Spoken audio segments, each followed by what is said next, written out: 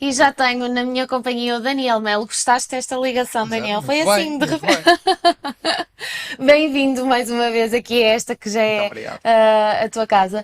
Daniel, hoje o tema, digamos assim, que nos trazes é como preparar para uma entrevista de emprego, que é sempre aquele momento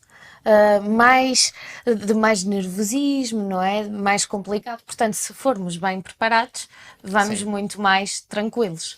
Exatamente, é um bocadinho a lógica de que no episódio anterior nós falámos sobre o currículo. Idealmente, o que é que aconteceria? Nós enviámos um currículo e temos então, somos convidados para ir a uma entrevista. E Portanto, aqui, vamos seguir aqui a sequência exatamente, normal. a sequência que seria então para conseguir ter emprego, Sim. digamos assim. Neste caso da entrevista, sendo então convidados, normalmente, ou muitas das pessoas acham que é só comparecer no dia da entrevista, mas é muito mais do que isto. Pelo menos se a lógica for aumentar as probabilidades de ser a pessoa recrutada. Portanto, e é Exatamente. sobre isso. Portanto, nós falando aqui um bocadinho sobre essa parte, o que é que devemos fazer? Eu divido normalmente a questão da preparação para a entrevista em três fases, que é pré-entrevista, é onde nós iremos preparar a entrevista, efetivamente, e o pós-entrevista. Que é aquele tempo em que se fica à espera de uma decisão, não é? Exatamente. Ou então da próxima fase. Depois Sim, aqui depende muito do qual é que foi o método de seleção que a empresa preparou adota. para aquela vaga. Pronto, então aí o que é que se vai fazer? Para preparar, nós temos aqui que pensar logo. Então, ok, se eu vou preparar uma entrevista, o que é que eu tenho que fazer? Primeira coisa, tenho que saber a data e a hora. Porquê? Porque eu tenho que preparar a deslocação. Uma das coisas mais importantes é garantir que se chega à hora da entrevista. Chegar Sim, chegar atrasado. atrasado deixa logo uma imagem muito desagradável, não é? Exatamente. Então, a primeira coisa é o quê? Verificar sempre a data e a hora, reforçar, analisar bem, ir ao calendário, aquele é um minuto, ir ao calendário e verificar exatamente quando é. Depois, preparar a deslocação. Ora, se eu tenho que ir para local X, eu tenho que pensar que se for de carro vai ser um determinado tempo, mas ainda assim posso ter dificuldades para estacionar.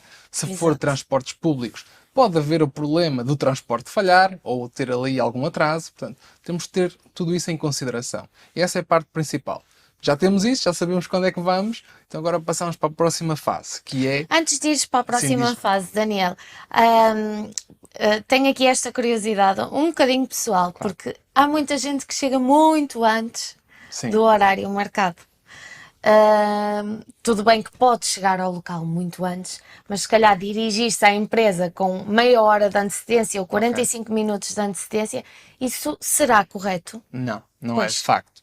O que se deve fazer, obviamente, é se puder chegar mais, como tu disseste, meia hora antes, ótimo, mas já se está ali na zona. Mas exatamente. ir A direto. descontrair, a respirar Exatamente. e só uns minutinhos antes é que se dirigem, não Exatamente. é? É o Entre ideal. 10 a 5 minutos, sim. Chegar pelo menos 5 minutos antes, sim, porque Ok. também dá tempo para chegar, sentar, ambientar um bocadinho, respirar mais um bocadinho depois de falar com a pessoa, até porque de repente até se vai a dirigir, percebe que aquela porta está fechada, é outra a entrada, pronto. Esses pequenos detalhes que depois podem fazer com que a pessoa fique mais ansiosa. Mas Sim. não, efetivamente, chegar muito cedo também é um erro. É exatamente igual a chegar atrasado. É sempre um erro. Porque vai causar também ansiedade na pessoa que está a fazer o recrutamento. Porque vai ter a indicação que já está ali alguém a aguardar. Tá bom? Portanto, Sim. sim, 5 minutinhos no máximo, está ótimo. Muito bem, era esta a dúvida que eu tinha. Não, porque já vi isso acontecer Claro. bastantes vezes e para quem está do outro lado é um bocado desagradável, não é? Porque combinou uma hora e depois sabe que tem ali a pessoa que está desconfortável, está num momento Claro. assim mais tenso e ainda falta muito tempo. Sim. Nesse caso, vai ter que aguardar, não é? Pois, A não é? lógica será essa. Pela hora marcada. Exatamente. Entretanto, próximo passo que ias passar, a segunda fase, não é? O que eu considero ser a parte mais importante, que é efetivamente preparar aquilo que nós vamos dizer na entrevista. E quando eu digo preparar, há muito erro de acharem que é criar uma história bonita sobre o nosso percurso. Não. É basicamente organizar o nosso discurso para aquilo que nos vai ser questionado. E nós sabemos que já existem questões habituais. E é sobre essas que nós podemos trabalhar. Exatamente. Não sei se sabes algumas delas, mas há sempre aquelas mais clássicas, que é uma delas, por exemplo, que é fala-me sobre o teu percurso profissional. Já se sabe, aqui vamos contar um bocadinho como é que foi o processo, pelo menos dos últimos anos. Claro que depende sempre de quantos anos de carreira é que nós temos. Exato. Alguém que tem 30 anos de carreira não vai começar desde a faculdade. Vai Tem começar, que resumir, não é? exatamente, do ponto de referência que tenha importância para aquela função. No caso, por exemplo, alguém que está a começar, vai fazer ali um pequeno resumo do seu percurso. E é sobre isto, é escrever. Porque nós, ao escrever, vamos organizar as ideias. Ok? Vamos ali conseguir dar, ok, se calhar é importante dizer isto. Isto já não é tão importante. Claro que, no processo da entrevista, vai-nos ser feitas questões que nós não tínhamos preparado. Mas aí sim nós vamos responder, claro, de uma forma mais intuitiva, mas há coisas que podemos preparar. Além desta, existe a muito clássica que é dá-me 2 qualidades e 2 defeitos teus. Isso também pode ser trabalhado, obviamente. Porque lá está, todos nós temos mais que 2 qualidades e mais que 2 Obviamente. defeitos. Portanto, não vamos dizer as 2 qualidades que nós temos que nada interessam Sem para dúvida. o trabalho o emprego a que nos estamos a candidatar, muito menos os defeitos. Portanto, isso pode ser pensado sempre antes, não é? Claro que sim. E não só, e mesmo quando nós dizemos essas qualidades e esses defeitos, são pensados. O objetivo não é mentir. Efetivamente é nós dizermos 2 qualidades nossas e 2 defeitos. Só que Sim. 2 qualidades, eu dizer, por exemplo, que sou um bom trabalhador, não acrescenta grande coisa. Porque, obviamente, se está ali, é porque, em princípio, nós já acreditamos que a pessoa Exato. seja um bom trabalhador. Porque senão nem sequer à fase da entrevista iria. Claro que a entrevista também serve para isso, para esclarecer algumas coisas. Mas temos que dar aqui outro tipo de qualidades, okay? Que sejam mais direcionadas para aquela oportunidade. Imagina, se for a função de um comercial, a proatividade, efetivamente, pode ser uma característica essencial. Exatamente. Em termos de defeitos, há muito essa questão. Mas ok, mas que defeitos é que eu vou dizer? Detesto trabalhar. Esta nunca poderá ser dita, obviamente. Mas então que tipo de defeitos? Ou defeitos, e não é defeitos, é maiores dificuldades que tenho, eventualmente. Sim. Pode ser, por exemplo, uma coisa muito simples. Dizer que, vamos dar aqui, que é, por exemplo, tenho dificuldades numa língua estrangeira. Mas dar logo A o que é que volta à estamos a situação. fazer sobre isso. Idealmente é, eu tenho efetivamente dificuldades, por exemplo, com espanhol, e por exemplo, aquilo até era uma das questões que lá estavam, um dos requisitos, apesar de não ser mandatório. Mandatório quer dizer que tem mesmo que ter aquele Obrigatório. conhecimento, é apenas um extra, mas já estou a fazer um curso, por exemplo, sobre isso. Portanto, quer dizer que identificou Mas se um não problema. tiver, tem que arranjar ali uma outra forma de... Exatamente. mas estou a pensar, Ou está a se trabalhar. efetivamente estiver, Pode ser, não é? por exemplo, tenho uma memória muito curta, tenho dificuldade, esqueço muitas vezes das coisas, mas há 3 ou 4 anos adotei, por exemplo, uma agenda e anoto tudo o que eu preciso fazer todos os dias. Pronto, quer dizer que nós identificamos uma dificuldade que nós temos Sim. e conseguimos dar a volta e compensá-la de alguma forma. E é sobre isto, pensar em determinadas dificuldades que temos, mas que já pensamos sobre elas e encontramos uma solução para elas. Isto Muito aqui bem. não é mesmo para analisar as qualidades e os defeitos, é para ver como é que a pessoa consegue entregar aqui esta informação e como é que ela consegue organizar-se e justificá-la, acima de tudo.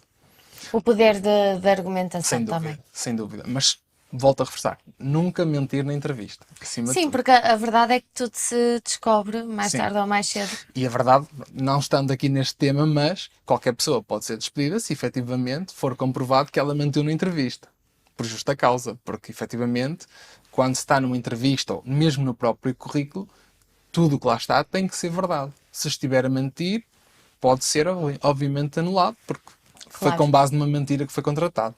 Ok? Principalmente em relação a competências que são chave Exatamente, exatamente. nesse emprego. Daniel, entretanto, há também muitas empresas que fazem perguntas que são uma espécie de ratoeiras. Sim, sim. Nós temos sempre que pensar que a pessoa que nos está a fazer a entrevista tem ali um objetivo, que é perceber se efetivamente aquilo que nós dizemos no currículo é real verdadeiro. ou não. E que tipo de pessoa que está à nossa frente, como entrevistador.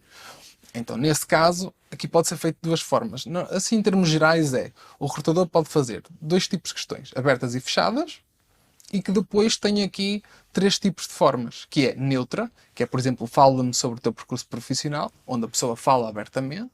Depois tem o influenciador, que eu posso dizer, por exemplo, mas porquê que a sua relação com o seu chefe anterior era tão má? Já estou a influenciar, já estou a dizer que aquela Que relação era era má. má. Se a pessoa não estiver muito atenta, pode cair nessa pequena ratoeira, digamos assim, e dizer, efetivamente, porque... Era má.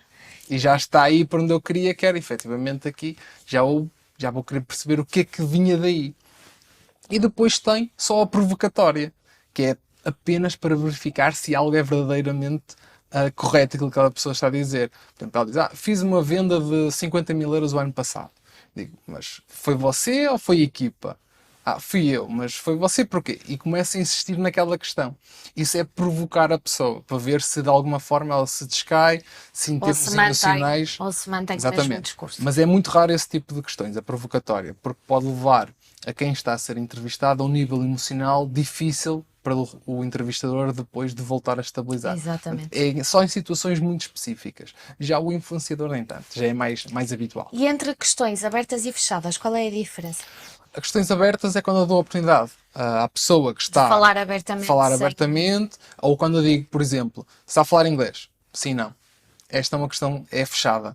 Okay? Claro que a pessoa pode dizer sim, mas, etc. Mas Exato. aqui a resposta é sabe ou não sabe. Okay? Quando é sabe ou não sabe, ou está desempregado ou não está desempregado, é o sim, não. Essas são respostas fechadas. As abertas dá a possibilidade a quem está a ser ali entrevistado a falar muito mais e organizar muito mais o seu discurso. Portanto,